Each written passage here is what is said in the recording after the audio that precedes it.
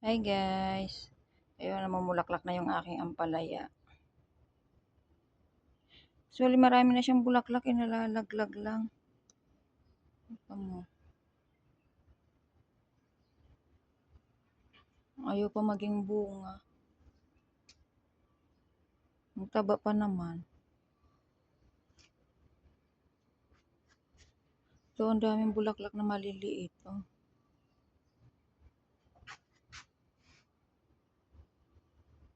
Kailangan ng karugtong na kahoy para kanyang gagapangan.